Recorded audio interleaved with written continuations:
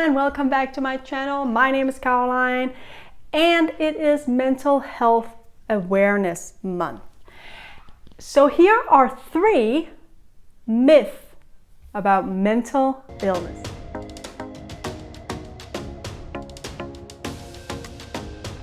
Before we get started, I am sitting in a new place than I usually do. I thought change it up a little bit. I'm actually sitting on the floor, but I thought I have such a beautiful view behind me, so why not try something different? The weather is beautiful for once. Kind of weird actually, because we went from something like winter to summer. We kind of skipped spring, and I kind of like spring. So I mean, thank God I bought my ventilator. Anyways, I am still doing market research on what the chronically ill community needs in order to avoid and handle medical gaslighting. So I still need your help. Thank you to everyone who has already helped me out. There are 2 ways that you can help me. You can go to my booking site and book an interview with me where I will be asking you some questions about your experience with medical gaslighting. You can also fill out a questionnaire about your experience with medical gaslighting. I will put links in the description down below for both the booking site and for the questionnaire. Let's get started. So it is Mental Health Awareness Month, and I thought, you know what? I kind of have to do a video on it. I myself have mental illnesses, you might know. I have ADD, and I've also struggled with depression and anxiety. So a lot of us are affected, right? I think everybody knows somebody who has had problems with their mental health in one way or another. So, and there are still, unfortunately, a lot of myths out there about mental illness. So I think it's good we have a whole month for mental health awareness because we clearly still need it.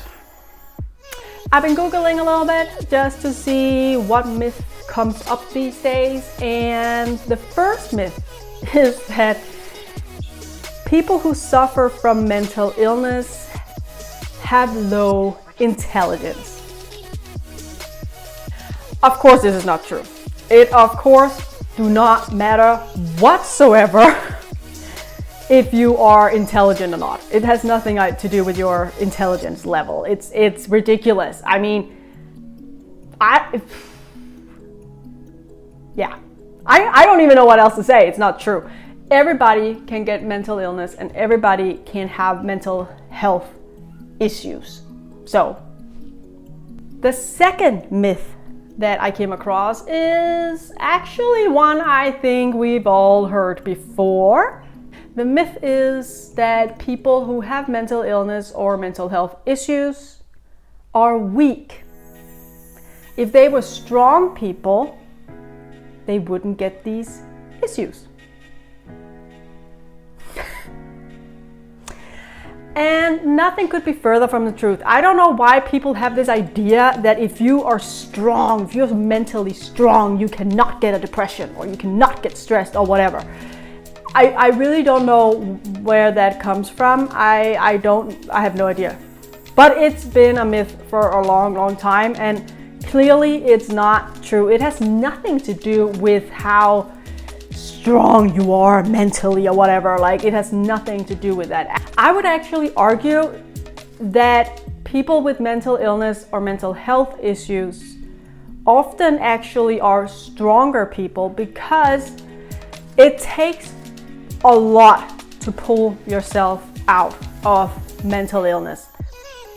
To actually reach out to a doctor, a therapist, a family member, whatever it is you feel like you need, and actually take the action to get help, because most mental illnesses is not motivating you to survive. It's not motivating you to do something and take action.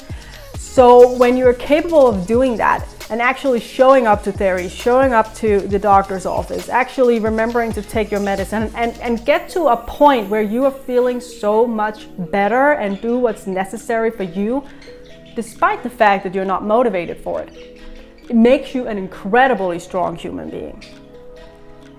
The last myth I want to mention, that I came across when I was Googling, and I've actually not heard this one before, to be honest with you. But the myth is that you can't do anything to prevent mental illness and mental health issues. I've never heard that one before. But apparently that's something people think.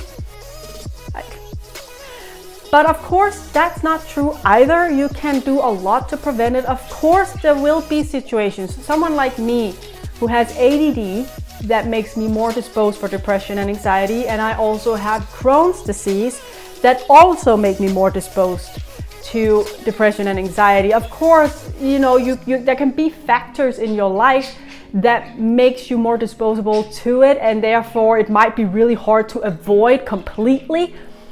But that doesn't mean you can't prevent it.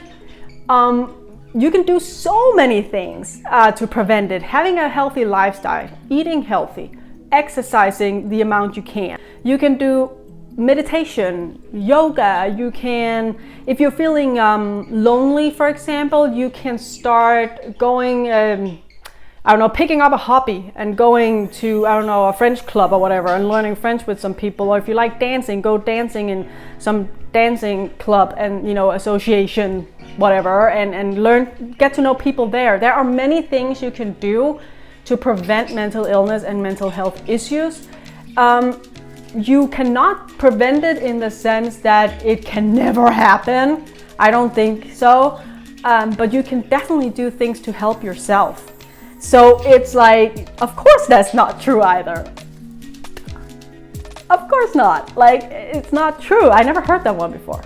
So everyone, that was today's video. I know this was like a really short video, and I originally wanted to do a little more for Mental Health Awareness Month.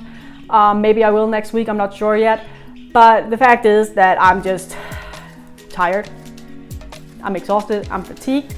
So I simply didn't have the energy to do a long video, a complicated video, where I would have to spend a lot of time editing and stuff like that. So I thought a little quick video is better than nothing.